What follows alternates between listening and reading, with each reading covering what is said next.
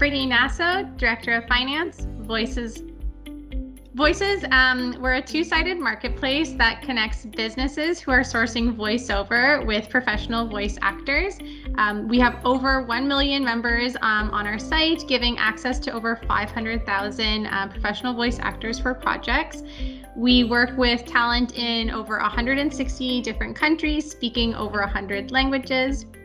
The types of projects that Voices works on and normally includes is like internet videos. So those can be explainer videos, internet ads, product videos. We do lots of e-learning projects, advertisements, video games, animation projects, and much, much more.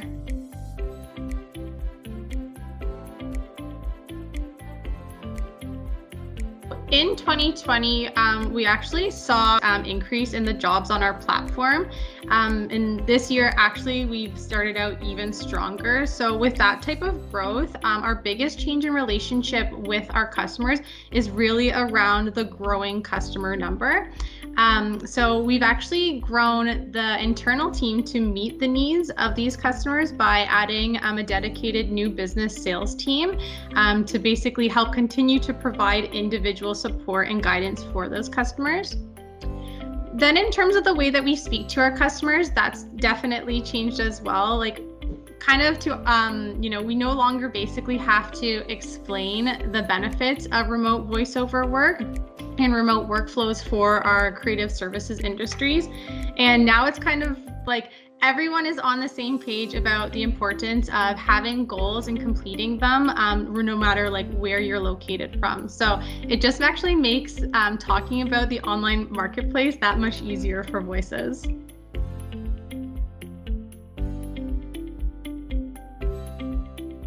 Voices has always believed in growth and technology, so we actually already had a lot of digital processes in place before going into the pandemic. I also appreciate the pandemic has hurt like many businesses, so I do want to be sensitive on this. We were one of the fortunate businesses that actually benefited from the cultural shift to remote work. So Voices is actually a service or a resource for clients looking for to source voice over remotely, and our talent were largely already working from home. So any new talent that turned to us, we actually were able to offer them a remote working opportunity.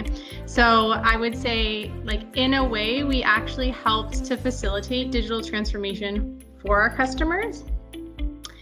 And then when we look at internally, we definitely went from working in office to working remotely. However, working remotely actually allowed us to utilize the tools that we currently have, such as Google Meet and Slack.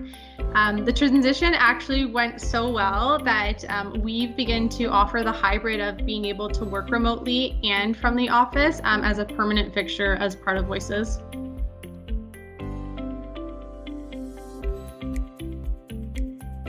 Early on, we had actually positioned ourselves as a solution to a problem that many businesses were facing with the pandemic and its restrictions. So that problem is, how do we continue producing creative content with completely remote teams? This positioning actually meant that we were serving brand new customers, and part of serving that includes educating them on how best to work with our creative freelancers online. So we created resources about best practices like live directed sessions, and we also created platform tutorials on how to use our marketplace at Voices. We also have a pretty good sense of our internal our target market. So we really honed in on that in 2020, and we reached out to businesses who we knew could benefit from Voices offering. For example, like advertising agencies. We work with a lot of advertising agencies, but a lot of them were actually used to this like hybrid approach of working live sessions with talent, and then some projects they source voice talent at places like Voices. But when the pandemic hit, they actually quickly shifted to sourcing all of their voice talent online. And we just adapted by being able to provide them with as much support and guidance as possible, just to strengthen those relationships.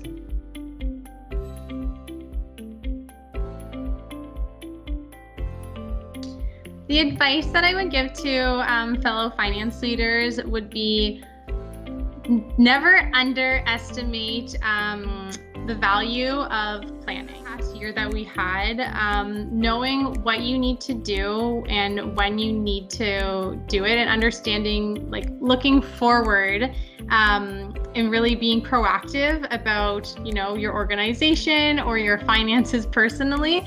I would say, again, planning is probably the most undervalued, you know, tactic someone can use.